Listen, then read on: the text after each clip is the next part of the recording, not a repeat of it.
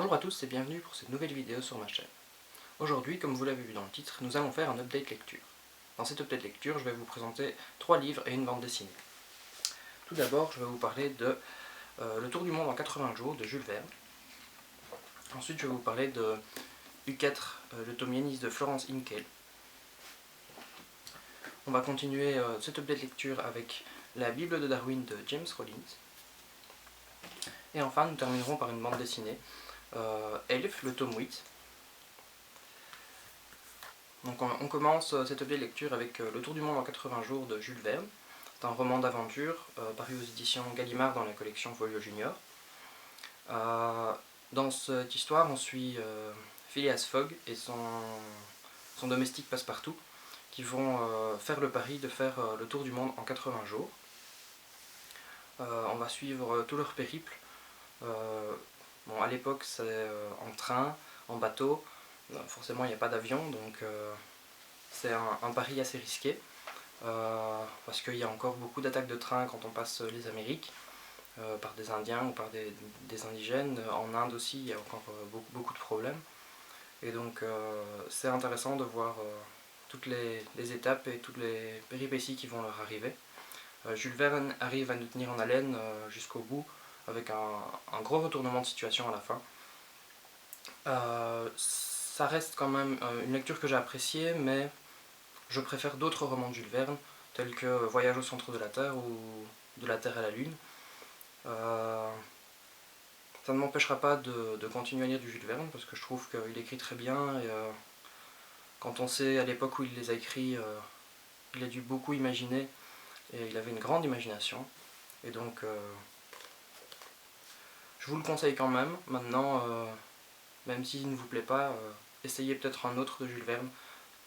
Le deuxième livre dont je vais vous parler aujourd'hui, c'est U4, tome Yanis de Florence Inkel, paru aux éditions Nathan dans la collection Syros. C'est une dystopie. Alors, Nathan est un jeune garçon de, je ne sais plus exactement quel âge, bref, entre 15 et 18 ans, et il est un des survivants du virus U4, puisque 90% de la population a été décimée par ce virus, sauf les adolescents entre 15 et 18 ans. Il est fan d'un jeu vidéo en ligne, et il va recevoir un message sur ce jeu vidéo lui donnant rendez-vous à la plus vieille horloge de Paris, à une date précise. Étant tout seul, ne sachant pas trop quoi faire, il va se décider de partir avec son chien de Marseille. Il va partir jusque Paris. On va suivre donc toutes ses aventures, toutes ses péripéties pendant son trajet, les rencontres qu'il va faire, les bonnes comme les mauvaises. J'ai vraiment bien aimé ce roman, ça a été un vrai coup de cœur pour moi. J'ai trouvé l'histoire complète. On apprend au fur et à mesure des choses, on rencontre des autres personnages qui sont importants, puisque chaque tome est basé sur l'histoire d'un personnage. Donc ici c'est sur le tome, c'est sur Yanis, il y a un tome sur Stéphane, un tome sur Jules et un tome sur Coridwen. J'ai vraiment hâte de lire la suite. Dès que je pourrai me les procurer, je le ferai en vitesse. Donc oui, on a vraiment toute la trame, on rencontre les autres personnages, mais on reste dans une vue sur Stéphane, sur Yanis, pardon, et donc chaque tome est construit sur un personnage, donc on va suivre l'histoire des autres personnages aussi via les autres tomes. J'espère que les histoires seront tout aussi bien. Ça a été écrit par 4 auteurs différents, donc celui-ci c'est Florence Inkel, je ne saurais pas, il y en a un c'est Vincent Villeminot, un Carole Trébor et un Yves Crevet. Donc j'ai hâte d'essayer un autre, de voir si ça me plaît tout autant. En tout cas, je vous en reparlerai très prochainement. Le troisième roman dont je vais vous parler, c'est La Bible de Darwin de James Rollins. C'est aux éditions Fleuve Noir dans la collection Pocket, et c'est un thriller.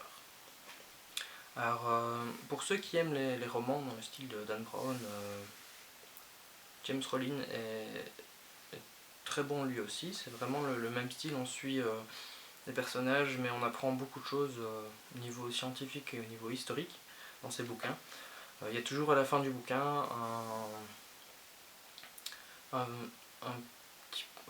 pas un chapitre, mais un petit texte que James Rollins a écrit sur vérité ou fiction, où il décode un petit peu ce qu'il dit dans son bouquin et ce qui est tiré de la vérité et ce qui est de la fiction qu'il a inventé pour le livre. Alors ici on suit un des agents de Sigma Force. Sigma Force c'est une agence un peu comme la CIA, une agence secrète aux États-Unis. Et on suit un agent de Sigma qui est en mission à la base tout à fait banale. Il va suivre une vente aux enchères, une vente privée un peu sur le marché noir où il y a beaucoup d'acheteurs assez importants qui vont venir pour acheter entre autres la Bible de Darwin et d'autres bouquins. D'un autre côté, on suit aussi le chef de Sigma qui est sur l'Himalaya parce qu'il y a eu un problème, il y a un monastère qui a subi une épidémie assez étrange, avec des morts assez étranges, et donc on va suivre son aventure de son côté, où il va découvrir aussi beaucoup de choses, il va se faire capturer avec une autre personne qui est un docteur, qui était tout simplement en train d'escalader l'Himalaya, qu'on va recruter pour aller voir ce qui se passe au monastère, et qui va être embarqué avec le chef du chez Sigma. Il y a encore une troisième histoire en parallèle avec un garde-chasse d'une réserve naturelle en Afrique du Sud, qui va lui aussi, il va y avoir des morts de son côté. Et donc on va suivre ces trois histoires-là, et apprendre des choses sur les trois histoires. Et puis à un moment donné, elles vont se regrouper et on va en savoir encore plus sur ce qui se passe. J'ai bien aimé ma lecture, même si le début, je l'ai trouvé un peu lent à démarrer. Ça allait à droite, à gauche tout le temps, j'avais du mal. Au départ, j'accrochais pas des masses, mais je me suis dit, bon, j'aime bien James Rollins, c'est le troisième ou quatrième roman que je lis de lui. Donc je me dis, je ne vais pas laisser tomber, je vais continuer, on va voir. Et j'ai bien fait de continuer parce que, effectivement, même si la première partie était un peu plus lente, le reste après, j'ai vraiment apprécié, il y a vraiment l'action qui est arrivée, et voilà, c'est toujours un plaisir de lire du James Rollins. Je suis quand même content. Alors en fait, le premier tome que j'ai lu, c'était aussi une date de la série Sigma Force, donc encore une fois avec la même équipe, la même agence secrète.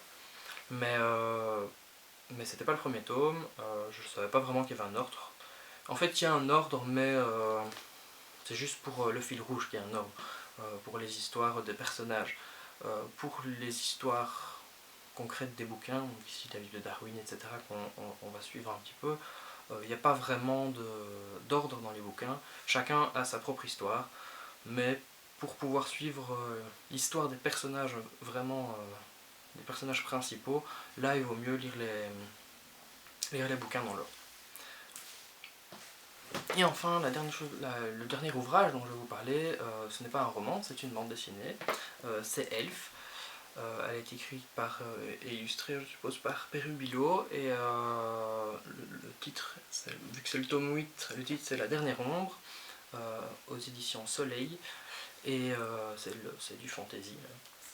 Et en fait, ce que j'aime beaucoup dans cette bande dessinée, c'est d'abord les dessins, que vous allez voir, que vous voyez maintenant sur la vidéo, mais également le principe. Donc chaque bande dessinée est écrite par 2 ou 3 auteurs, et c'est pas toujours les mêmes. Et donc en fonction du tome que vous avez un auteur ou l'autre qui participe. Mais les histoires se croisent quand même à certains endroits, mais pas totalement, parce qu'en fait, chaque tome correspond à un type d'elfe. Vous avez un tome par exemple sur les elfes noirs, un tome sur les elfes sylvains, un tome sur les elfes, ici c'est un elfe blanc je pense, un tome sur des semi-elfes. C'est assez sympathique parce qu'on a à chaque fois sur un type d'elfe, et on a des histoires qui se recroisent quand même. J'ai bien aimé, j'aime bien, c'est le tome 8, je compte bien sûr acheter les suivants. Je ne peux que vous le conseiller, puis c'est pas...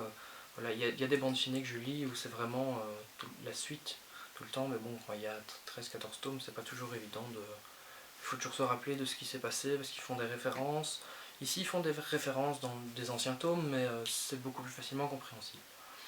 Et voilà. Alors merci d'avoir regardé ma vidéo, j'espère qu'elle vous aura plu. N'hésitez pas à laisser un commentaire. Toutes les informations concernant les bouquins sont dans la description. Oui, je crois que c'est à peu près tout. N'hésitez pas à vous abonner ou à mettre un pouce bleu sur la vidéo. Je vous dis à bientôt et je vous souhaite de bonnes lectures. Ciao!